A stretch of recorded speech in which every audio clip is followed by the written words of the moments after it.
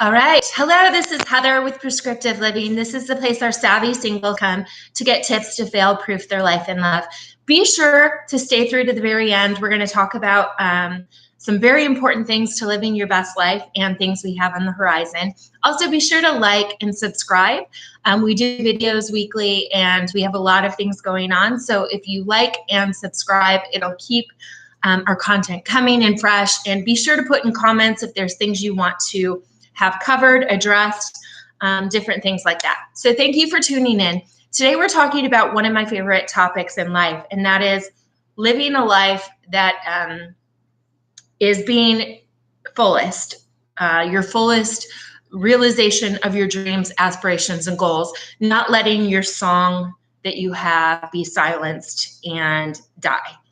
And so, Henry David Thoreau has this great quote about, most live a life of quiet desperation and they never let their song be released. Something to that extent. Not exact, but close. And so, one of the things that I think there's a specific reasons why this happens. And I ended up doing a post this past weekend about the last course in the Uncommon Love series, which is a really hard course. It's dealing with all the tough behaviors in life that disrupt connection, unions, and just healthy functioning. And there's no judgment zones in it. It's really about awareness. And that's something we're going to talk a lot about here.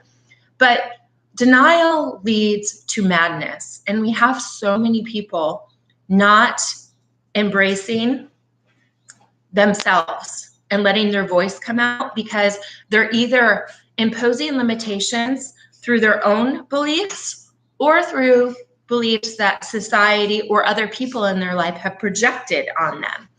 And the way to overcome that and get on the other side of it, it's totally doable. It does require courage, and it requires someone to help you see and get to the root of what's there and why it's happening and what to do about it.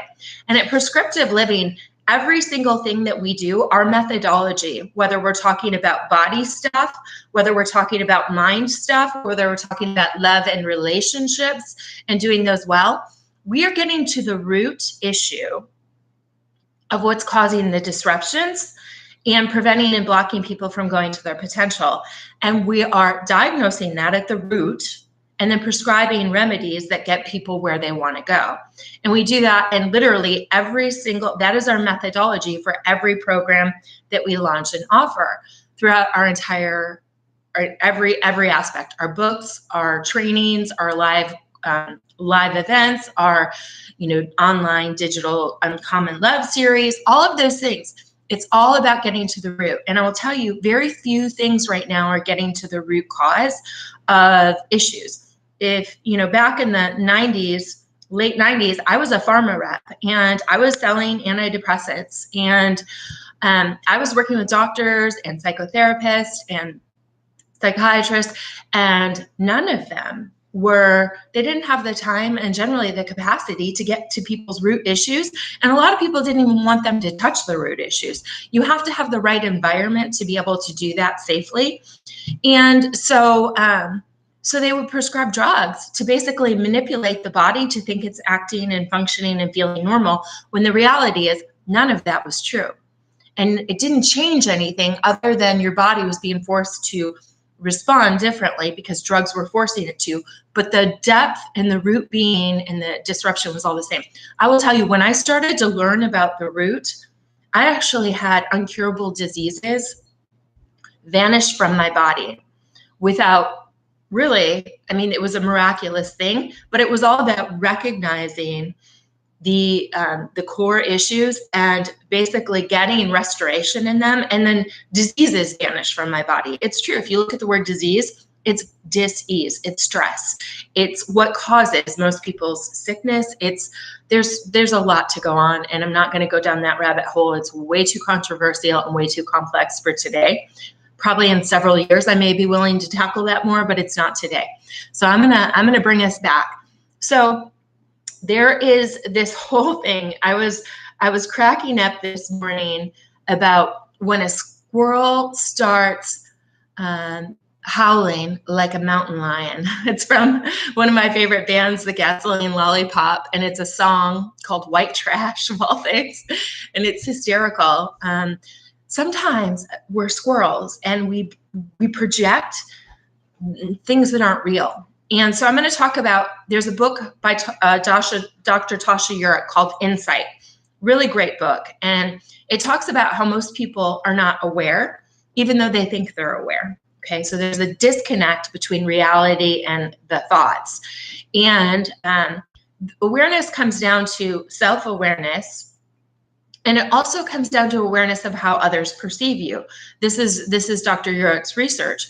And she talks about there's 3 big barriers that keep people, oh goodness, from basically really having their awareness be accurate.